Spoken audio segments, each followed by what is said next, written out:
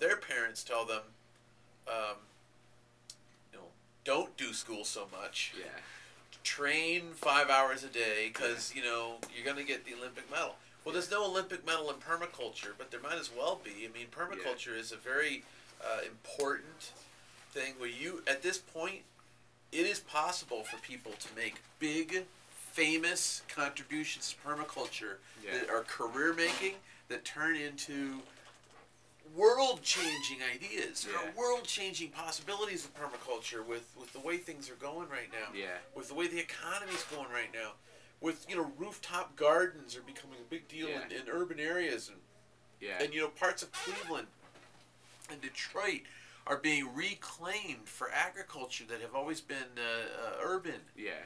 There are actual farms right now inside the city limits of, Cleveland. I watched a movie on Cuba, and they went through this thing where they ran out of oil, and the Soviets cut off all their supply to Cuba, and so they were forced to go through this change, and it serves as a model for the world, because we're gonna run out of oil one day, and that's our life is oil.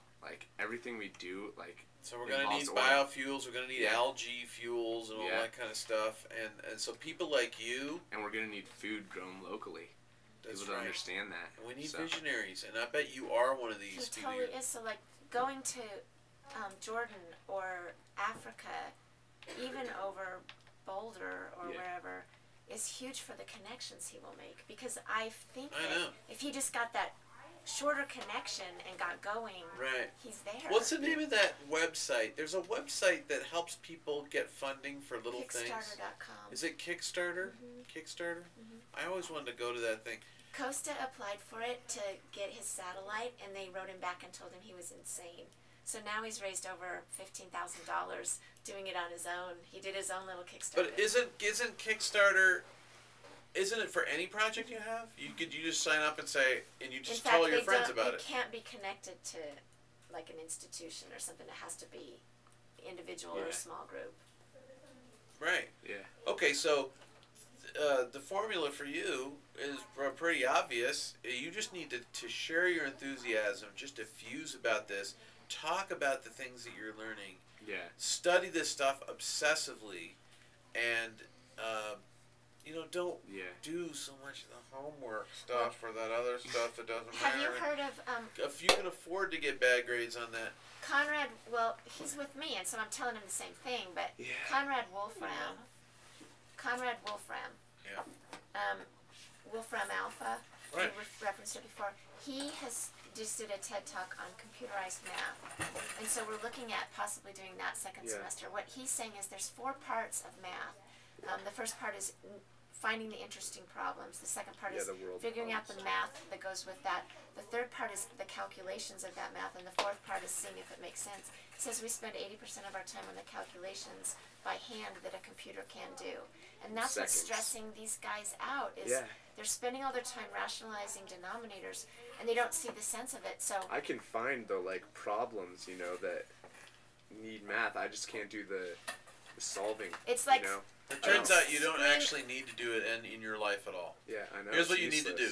Here's the skill that you need. The true math skill that you need is the skill of making friends with people who love to do math. Okay? And then having them do all your problems for you while you serve them salads from your permaculture garden. But see, the thing that's bugging That's me, how human life works. There's so much mathematics that's the essence of mathematics in permaculture, in the fractals. So when you come across such a problem and you want to solve it, you get somebody to help you solve it, and then you eventually take over and start solving it yourself. Yeah. But if you apparently you aren't struggling with math problems in permaculture, are you?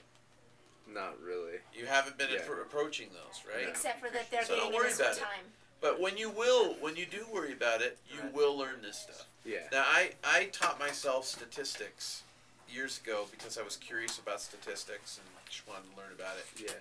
Never needed to know it professionally until 2 months ago, when I suddenly had to create a statistically valid formal test protocol for the first time in my entire career. And then I was glad that I had been curious about statistics years ago, and then I had a grounding in it, but I still had to put myself through an intensive statistics course in 3 days. Just read a whole bunch of statistics books. So I learned it when I needed it, basically. Yeah. I didn't need to be ready to do chi-square distributions. I needed to be ready to know how to learn to do that stuff. Yeah. And I needed to have friends, and I have one friend who's very good at statistics, who could tell me what books I should be looking at. Yeah. And helping me with that. And that's what I have. I have lots of friends that can do things I can't do, and I charm them into helping me, and they charm me into helping them with what I know how to do. Okay. So it is you absolutely gotta not share important. your strengths, you know? It's like school has this theory that you are going to go out into the world and be completely alone. Isolated. And you will have to solve every problem completely by yourself. Nobody lives that way. Yeah. Instead, we trade services. So when I know the computer language called Perl. But before I knew Perl, I knew someone who knew Perl. Yeah. And asked him for help writing something because we needed to use the language for a certain thing. And he showed me the program, and I said, "Oh, thanks." And then I looked at what he did, and I used that to teach myself Perl so that I could do it myself next time. Yeah. So my brother and I, we have a name for this. We call this the expert game. The expert game is the way people in adult life treat each other as if they were expert in things. Okay. Even though they know we're not experts. Yeah. I'll treat you as expert in car maintenance, even though I know that you're not an expert, because I know you know that you could use the yellow pages, Google someone, and find somebody who knows how to fix the car. Yeah. And it'll be just as if you knew how to do it. You just part with a little bit of money and a little bit of time, and you come back and the car's fixed. Yeah. Okay, so the expert game is this. I won't worry about how you know something or how you solve the problem. I don't care if you go to Wolfram Alpha and have it solve the math problem for you. Yeah. It doesn't matter to me at all. Just here's the problem. Solve it. Get it solved. Yeah. And a lot of it is, there's something wrong here. I don't know what the problem is. You figure out what the problem is. You figure out what the solution is. Now, if you can't do that, that's a problem. Yeah. But of course, you don't need algebra to do that. Yeah. So I happen to love math, and I like when people ask me to solve their math problems for them. I enjoy that. Yeah. And I like when people help me with things I'm not very good at. And usually for me, it's I'm not good at getting along with people. Okay. So I like to hang around with people who are really diplomatic and friendly. Yeah. So that they will talk to people and make them do things for me, so that I don't have to, because I'll piss them off. Yeah. You know, so I know that I'm not really good at being soft. Yeah. You know, I argue with everybody. Yeah. And I'm disagreeable and all that. I'm better the now. same. I mean, I'm okay now, but I often people go, "Oh, you're so arrogant," or something like that. I'm like, "Oh, okay, cool." Yeah. So that's why I have lots of non-arrogant friends who love me, and I do things for them. Yeah. And then they will be my diplomats that will help me get along. So you in life you need to know your weaknesses. Yeah. But don't worry about your weaknesses. Let them be weaknesses. It's okay. Yeah. Just what you need to do is be so good at your superpower, whatever your superpowers are. Yeah. Be so good at that people will forgive you for anything else. Okay.